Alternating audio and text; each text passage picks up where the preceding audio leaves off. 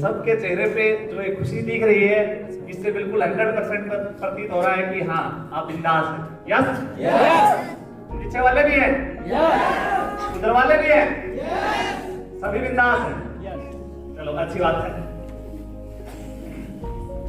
सबसे पहले तो आज कोविड-19 के डर होने के बाद भी आप यहाँ तक पहुंचे और उसके बाद आप सभी मास्क लगाए बैठे हैं, यानी गाइडलाइन का पालन कर रहे हैं। इसके लिए रियल में मैं तहे दिल से थैंक्स बोलना चाहूंगा आपको कि आप इतनी दूर से चल के भी आए, टाइम भी निकाला और उसके बाद आप गाइडलाइन को पालन करते हुए अपने बिजनेस को और आगे तक लेके जाने के लिए आप प्रतिबद्ध हैं और तैयार हैं। जिस तरीके से मैं आप सबको बैठा देख रहा हूँ, सभी ने मास्क लगा रखा है, तो ये बहुत ही शानदार चीज है और अपने आप को बचाए रखना भी है। पिछले 8 महीने से मेरे ख्याल से झारखंड में कोई प्रोग्राम नहीं हुआ। लास्ट प्रोग्राम जनवरी में था। जनवरी से लेकर अब डायरेक्ट दिसंबर में मुलाकात हुई, यानी साल की शुरुआत और साल का अंत। तो शुरुआत अच्छी होती है तो अंत भी अच्छा होता है। बीच में हमारी मुलाकात नहीं हुई फरवरी से लेकर नवंबर तक, और अभी कोविड-19 का प्रभाव कम हुआ है। उसके बाद सभी अपने अपने घरों से निकलने लगे हैं, काम पे लौटने लगे हैं, क्योंकि काम करेंगे हम, आगे बिजनेस करेंगे या अपना काम संभालेंगे तभी हमारा घर चल पाएगा। और पूरे वर्ल्ड लेवल पे अभी इकोनॉमी और बहुत मंदी छाई हुई है। अगर ये दिमाग में बैठाए रखेंगे मंदी छाई हुई है, मंदी छाई हुई है, मंदी छाई हुई है, तो हमारे दिमाग में भी मंदी छा जाएगी और हम भी मंदी में मार में मर जाएंगे। तो इस सिस्टम को निकालना है कि मंदी छाई हुई है, और ये मेरे ख्याल से 100% निकल गया। जब आप यहाँ तक चल के आए हैं तो इसका मतलब कुछ हमें करना है। तो 2020 का अंत हमें अच्छा करना है और 2021 की ओपनिंग हमें शानदार करनी है। तो क्या आप इसके लिए तैयार हैं? यस। सभी तैयार हैं? यस।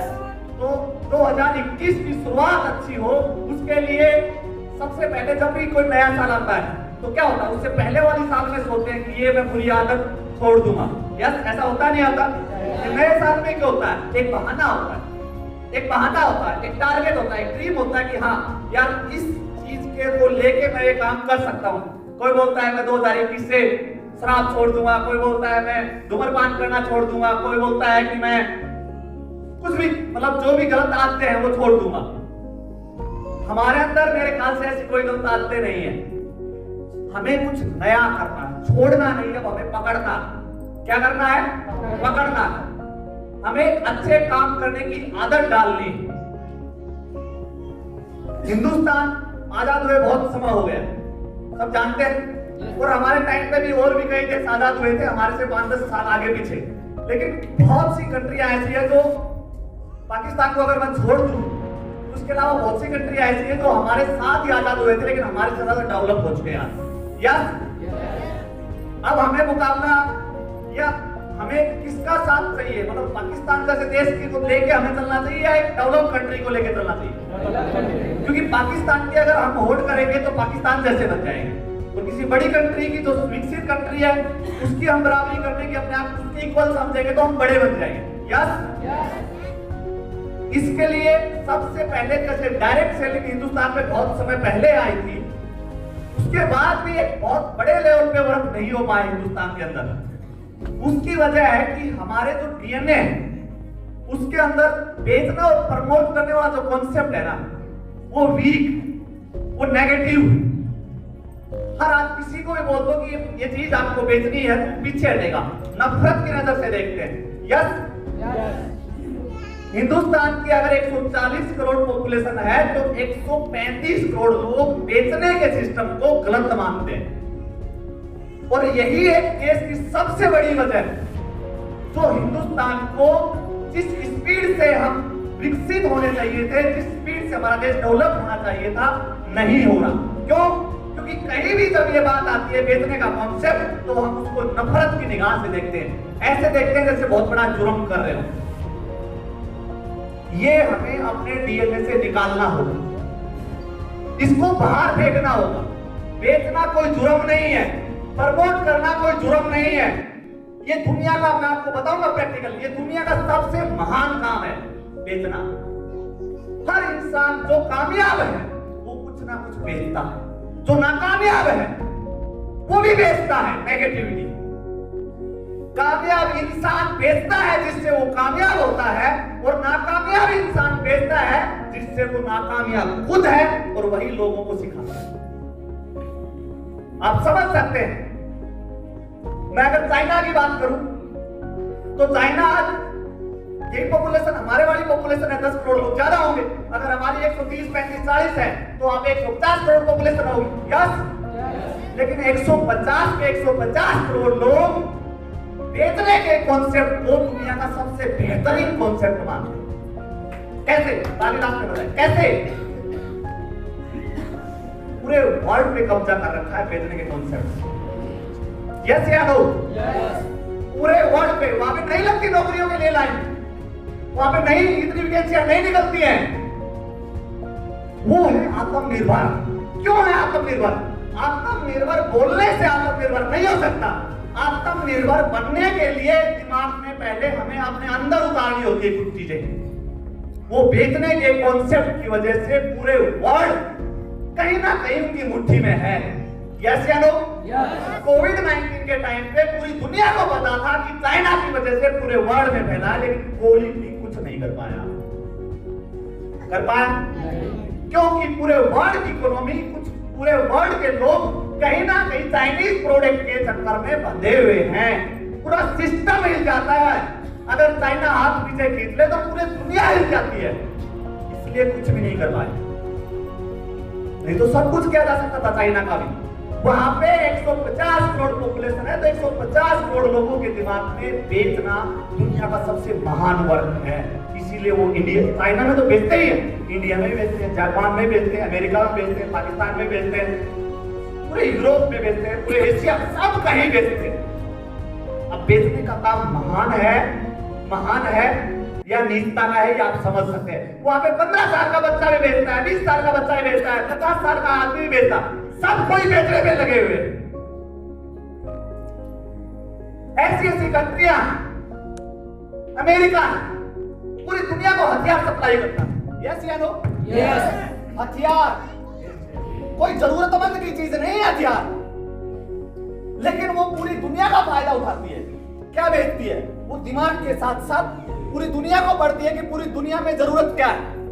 भारत और पाकिस्तान का बॉर्डर लगता है, वहां पे किस चीज की जरूरत पड़ती है? हथियारों की। जिस भी कंट्रियों की आपस में लड़ाई है वो तो समझ जाती है, उसी कंट्री को हथियार सप्लाई करती है। यस? यस। उस कंट्री का अरबों खरबों रुपया उस कंट्री को जाता है।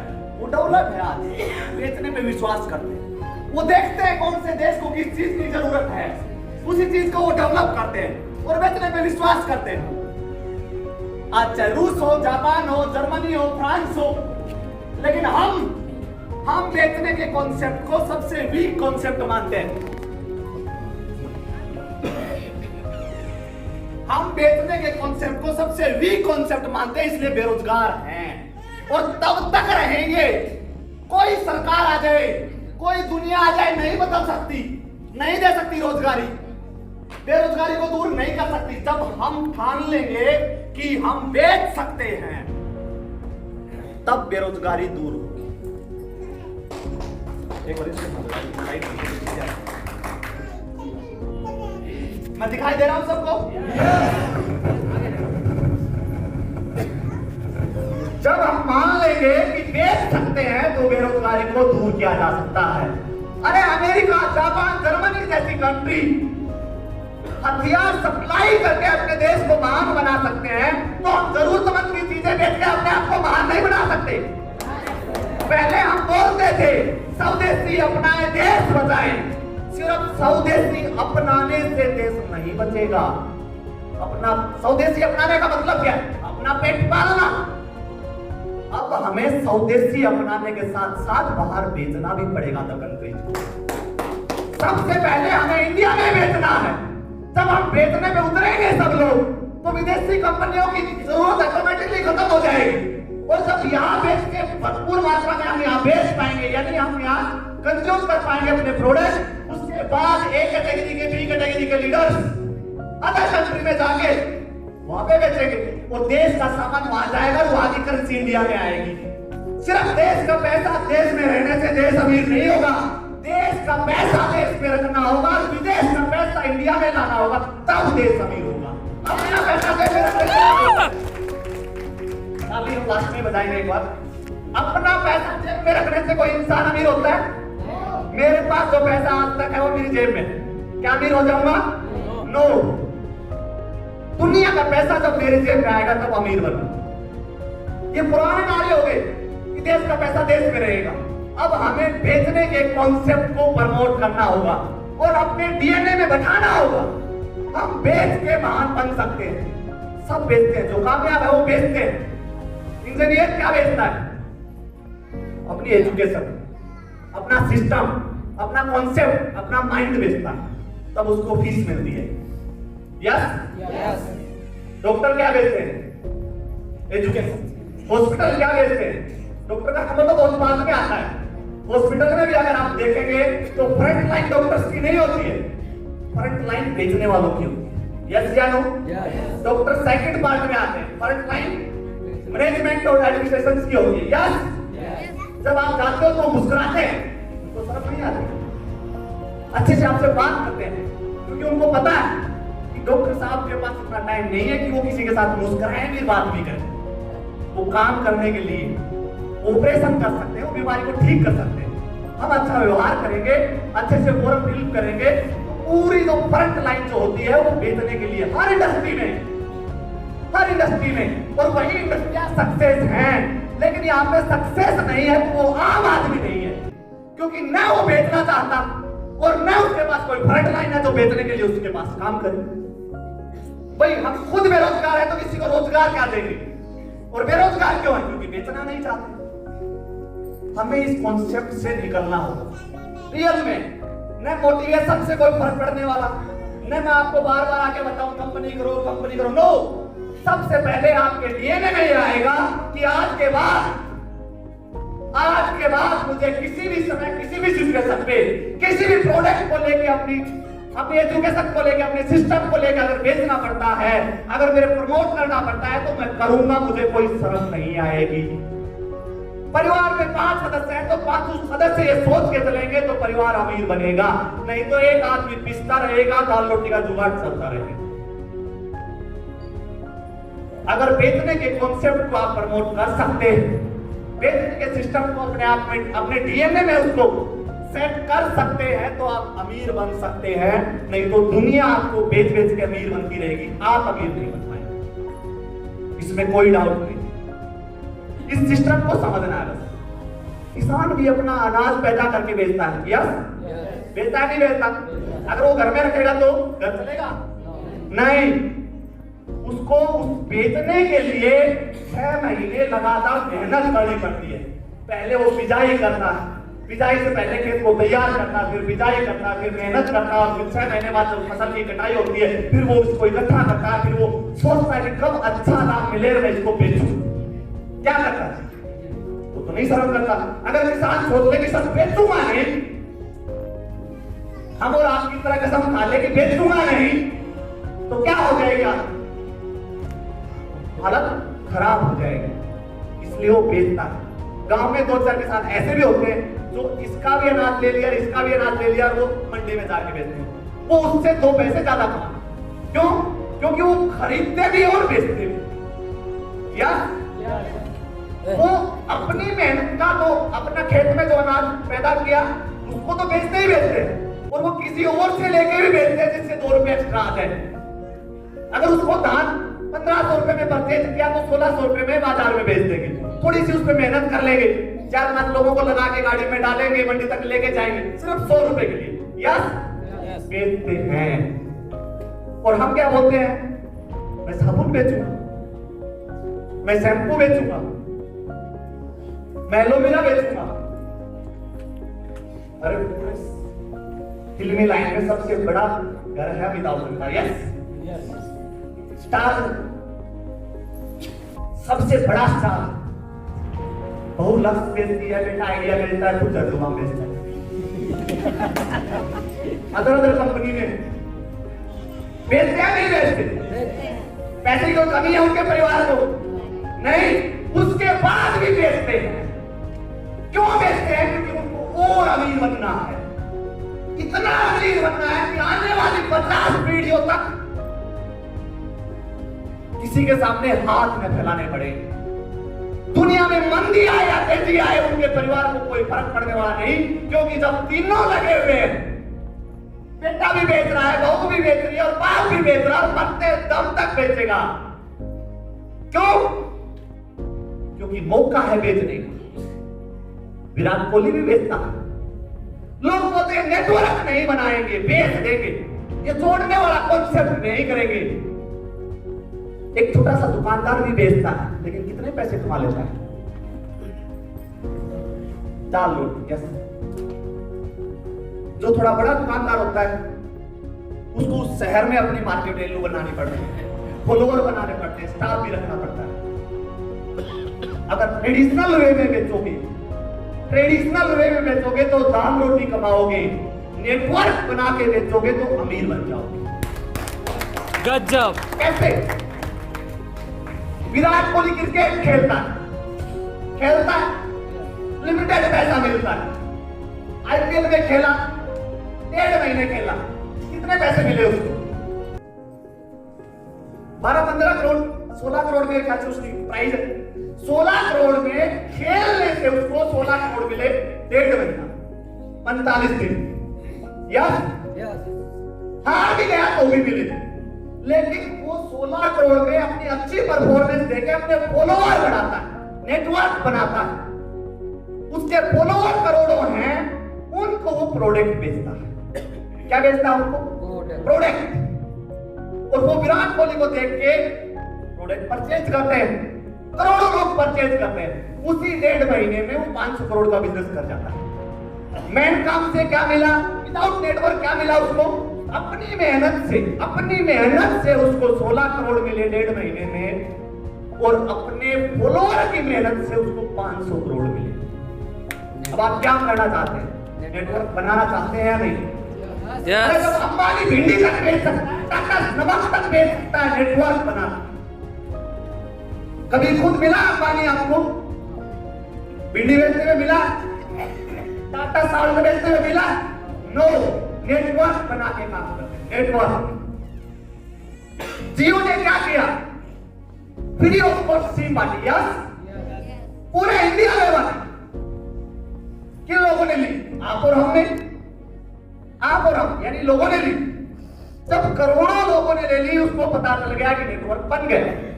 यस, जब नेटवर्क बन गया तो उसने अपनी एक प्राइस रख दी। अब वो पूरे नेटवर्कर जो हैं, वो सारे के सारे अपना पे करेंगे और उसको अरबों रुपए का टर्नओवर जाएगा। पहले नेटवर्क बनाने पे विश्वास करते हैं, उसके बाद काम करने पे विश्वास करते हैं। अगर बाजी पलटनी हो तो पहले नेटवर्क बनाओ। आज तक जितनी भी कंपनियां थी वो क्या करती थी? जितनी भी कंपनियां थी, एयरटेल थी, वोडाफोन थी, वो क्या करती थी? वो नेटवर्क साथ साथ बनाती थी और कमाती भी साथ साथ। उसने एक नया सिस्टम खेला, जियो ने एक नया सिस्टम खेला। कमाऊंगा नहीं, नेटवर्क बनाऊंगा पहले। फर्स्ट प्रायोरिटी किसको दी उसने? नेटवर्क को। उसने नेटवर्क बनाया 2 साल, और 2 साल नेटवर्क बना के 1 साल में सारी कंपनियों की बात लगा दी जो साथ साथ कमाने पे तुले हुए थे। लगाई या नहीं लगाई? ये आपके सामने है। फिर भी हम बोलते हैं बेचने पे नहीं जाएंगे, नेटवर्क नहीं बनाएंगे। अगर हम अपनी चीजों पे अड़े रहे और अपने डीएनए में बेचना और नेटवर्क बनाने को जब तक गलत साबित करते रहेंगे, तब तक हम आम आदमी बने रहेंगे। जिस दिन बेचने को और नेटवर्क बनाने को अपने दिमाग और जहन में बैठा लोगे, उस दिन खास आदमियों में आ जाएंगे। 100%, इसमें कोई डाउट नहीं है। अब ये आप पे डिपेंड करता है। अरे आज की कंपनी ने आपके लिए 120 प्रोडक्ट बना के तैयार कर रखे हैं। आपको न प्रोडक्ट बनाना है, न स्टाफ रखना है, कुछ भी नहीं करना, सिर्फ प्रमोट करना है। कोई सिरदर्दी नहीं। नेटवर्क जो आप बनाओगे वो आपके नीचे होगा। आप देख पाएंगे कि मेरे नीचे कितना नेटवर्क है। वो नेटवर्क जितना काम करेगा उतना पैसा आपको आएगा। सारी फैसिलिटी कंपनी ने दे रखी है। जियो को खुद करना पड़ा। उसने सिस्टम भी बनाया, कॉन्सेप्ट भी बनाया, प्रोडक्ट भी अवेलेबिलिटी कराई और फ्री ऑफ कॉस्ट सर्विस भी दी। उस फ्री ऑफ कॉस्ट सर्विस देने में उसके हजारों करोड़ रुपए 2 साल में खर्च हो गए थे। अगर वो ये सोच लेता कि मैं 2 साल तक लोगों को फ्री में डाटा दूंगा, फ्री में सिम बांटूंगा, फ्री में उनको फैसिलिटीज दूंगा, और ऐसा करने से मेरे को 5,000 करोड़ रुपए का खर्चा आएगा, और खर्चा आने के बाद 2 साल बाद जब मैं लोगों से पैसा मांगूंगा और लोगों का आदत फ्री की पड़ रखी है, पैसा नहीं देंगे तो मेरा 5,000 करोड़ तो डूब जाएगा। भाई लोगों को 2 साल फ्री की आदत दे दी और उसके बाद मैं उनसे पैसा मांगूंगा तो नहीं देंगे, क्योंकि आदत बुरी चीज है, ऐसा हम बोलते हैं। आदत बुरी चीज नहीं होती है, आदत डलवा के ही अगला कदम रखा जाता है। और हम बोलते हैं सर आदत डाल दिया आपने, आदत नहीं, आदत का सेकंड पार्ट ही सही होती है। उसने 2 साल तक आदत डाली, उसने बोला 10 GB 300 रुपए में मिलेगा, हमने पे किया नहीं किए। उसने बोला 50 GB 400 रुपए मिलेगा, हमने पे किया नहीं किए। उसने बोला 100 GB 1000 रुपए मिलेगा, हमने पे किया नहीं किए। कहां गई आदत? अब तो 50 GB फ्री में ले रहे थे। नहीं, पहले उसने रिस्क लिया 5,000 करोड़ का। अगर वो सोचता कि 5,000 करोड़ डूब जाएगा, वो 50,000 करोड़ नहीं कमा पाता। उसने सोचा कि 5,000 करोड़ दे के लोगों को आदत डालूंगा, 50,000 करोड़ अपने आप आ जाएगा। उसको ये विश्वास था, और ये विश्वास आप और हम सबके सामने उसका 100% सही साबित हुआ या गलत? सही साबित हुआ। अरे जब उसको 5,000 करोड़ की रिस्क लेके पैसा कमाना है, आपको कोई रिस्क लेके पैसा कमाना है क्या? नहीं। दूसरा कॉन्सेप्ट, आप नेटवर्क के साथ साथ इनकम भी ले रहे हैं। और जो लीडर, 2 कैटेगरी के लीडर होते हैं, नेटवर्क भी बनाते हैं और अपने घर को भी चलाते हैं। लेकिन कुछ बिंदास लीडर होते हैं जो नेटवर्क बनाते हैं और घर वालों को एक फिक्स अमाउंट देते हैं कि इस तरीके से आपको अपने आप को अगले 2 साल तक मैनेज करना है। बचा हुआ पैसा वो अपने नेटवर्क में बिल्ड करते हैं और नेटवर्क बनाते हैं। वो 2 साल बाद या 3 साल बाद 5 लाख और 10 लाख रुपए महीना कमाने वालों की कैटेगरी में आते हैं। ये आप जियो से एग्जांपल ले सकते हैं। पहले नेटवर्क बनाएंगे तो बाद में बड़ा कमाएंगे। नेटवर्क के साथ साथ इनकम को भी और जेब में भी डालते रहेंगे तो कमाएंगे, लेकिन कोई भी बात में आगे चीर जाएगा। क्या तो बेचना बुरी बात है? नहीं है। जब चाइना बेच सकता है, अमेरिका बेच सकता है, रूस बेच सकता है, तो हम भी बेच सकते हैं। हम आम आदमी हैं। जब कंपनी ने 120 प्रोडक्ट बना दिए, सिस्टम बना दिया, प्रोडक्ट अवेलेबिलिटी करवा दी, आप जहां जाके बेचना चाहोगे वही प्रोडक्ट मिलेगा। आप बोलोगे सर मुझे झारखंड में नहीं बेचना, मुझे आसाम में बेचना है, तो कंपनी आप जब तक पहुंचोगे तब तक वहां पे प्रोडक्ट अवेलेबिलिटी करवा देगी। आप बोलोगे मुझे झारखंड में नहीं बेचना, मुझे बिहार में बेचना है, तो आप जब तक बिहार पहुंचोगे तो आगे आपको स्टोर अवेलेबल मिलेगा, वहां से बेचना। जब इतनी फैसिलिटी दे दी, कोई इन्वेस्टमेंट करने की कोई फैसिलिटी नहीं है, आपको कोई इन्वेस्टमेंट नहीं करना, कोई दिक्कत नहीं है, उसके बाद भी आप नेटवर्क बनाने पे विश्वास नहीं करते तो आप अपने पैरों पे कुल्हाड़ी मार रहे हैं। उसके बाद भी आप बेचने पे विश्वास नहीं करते तो आप अपने पैरों पे कुल्हाड़ी मार रहे हैं। ये अपॉर्चुनिटी बार बार नहीं मिलती है। एक बार लाइफ में जिस काम के साथ आ गए, उस काम को अगर जिद और जुनून के साथ नहीं करते हैं तो दोबारा जिंदगी में जिद और जुनून पैदा ही नहीं होती है। इसके लिए हमें एक बार ठानना पड़ता है, एग्जिट। एंट्री नहीं होती, उससे पहले एग्जिट होने की तलाश है। इस कॉन्सेप्ट में एंट्री और एग्जिट दोनों आसान है। पता है क्यों? क्योंकि लगता है 1 रुपया नहीं। प्रॉब्लम ये, अगर जियो 5,000 करोड़ लगा के और एग्जिट करना चाहता तो क्या कर जाता? भाई निकलना चाहता उस कॉन्सेप्ट से। उसने 2 साल में 5,000 करोड़ रुपए लगा दिए डाटा फ्री देके। अब वो सोचे कि मुझे तो नहीं करना है कॉन्सेप्ट, तो कैसा हो सकता था? नहीं। लेकिन इस कॉन्सेप्ट में बस यही एक कमी है, एंट्री बंदा करता है फ्री ऑफ कॉस्ट, 3 महीने काम करता है और एग्जिट कर देता। क्यों? क्योंकि उसको डर नहीं है। किस चीज का? कोई इन्वेस्टमेंट है। अगर वो ये सोच ले कि मैं आज इसमें एंट्री कर रहा हूं और मेरी जिंदगी का एक इंपॉर्टेंट टाइम जिसकी वैल्यू 50 लाख है, जिसकी वैल्यू 25 लाख है, वो इसकी वैल्यू है, और मैंने इससे बाहर कदम रखा तो मेरा लॉस 25 लाख गया, 50 लाख गया। अगर वो ये सोचे तो वो कभी एग्जिट नहीं कर पाएगा। और एग्जिट नहीं कर पाएगा तो वो मेहनत कर पाएगा, क्योंकि उसको पता है मेरा 25 लाख लगा हुआ है, उसको पता है मेरा 50 लाख लगा हुआ है। जब 25 और 50 लाख दिमाग में होता है कि मेरा इन्वेस्टमेंट इस कॉन्सेप्ट के अंदर है, एग्जिट करने से पहले 1000 बार सोचेगा और काम करने से पहले भी 1000 बार सोचेगा, और वो मेहनत और शिद्दत के साथ वर्क करेगा। और जो इंसान मेहनत और शिद्दत के साथ वर्क करते हैं वो हमेशा इतिहास बनाते हैं, वो हमेशा कामयाब होते हैं, वो हमेशा जीतते हैं। अगर जिंदगी में अगर खेलने का मौका मिले, ये जिंदगी एक खेल है, जैसे बोलते हैं ना जिंदगी एक संघर्ष है, वैसे जिंदगी एक खेल भी है। जिंदगी एक खेल है, या तो हारने के लिए लड़ना या जीतने के लिए। अगर हार भी जाओगे तो दोबारा जीतने के लिए प्रयास करोगे, लेकिन भगोड़े हो जाओगे तो भगोड़े खिलाओगे, इतिहास बन जाएगा भगोड़ों का। और भगोड़ों का कोई इतिहास नहीं होता है। हारने वाले का भी पुस्तकों में नाम होता है और जीतने वालों का भी होता है। हारने वालों का इसलिए होता है कि उसने हिम्मत की, और हिम्मत से बढ़ के कुछ नहीं होता। और जीत और हार के बीच में एक ही शब्द का अंतर होता है, सिर्फ और सिर्फ अपने आप के ऊपर विश्वास करना कि मैं जीत सकता हूं, जीतने के लिए पैदा हुआ। अगर जिस दिन आप ये सोच लेते हैं कि मैं हार भी सकता हूं, उस दिन आप हार जाते हैं। सबसे पहले अपने आप से, फिर अपनी जिंदगी से, फिर परिवार से, फिर समाज से, फिर सिस्टम से। और जिस दिन आप ये सोच लेते हैं कि मैं, भगवान ने मुझे पैदा किया है तो जीतने के लिए पैदा किया है। जब अंबानी परिवार जीत सकता है, जब टाटा परिवार जीत सकता है, जब पारसनाथ जी, फारूक जी, राजेश जी ये लीडर जीत सकते हैं, तो मैं भी जीत सकता हूं, मैं भी जीतने के लिए पैदा हुआ हूं। उस दिन आप जीत जाते हैं। बचा हुआ टाइम प्रोसेस है, वो तो इतिहास लिखने के लिए कर रहे हैं आप अपना बचा हुआ टाइम। आप जीत सकते हैं 100%, कोई डाउट नहीं है। बस 2-3 चीजों को आपको समझना पड़ेगा। एंट्री की है तो इन्वेस्टमेंट किया, फ्री ऑफ कॉस्ट नहीं आए आप यहाँ पे।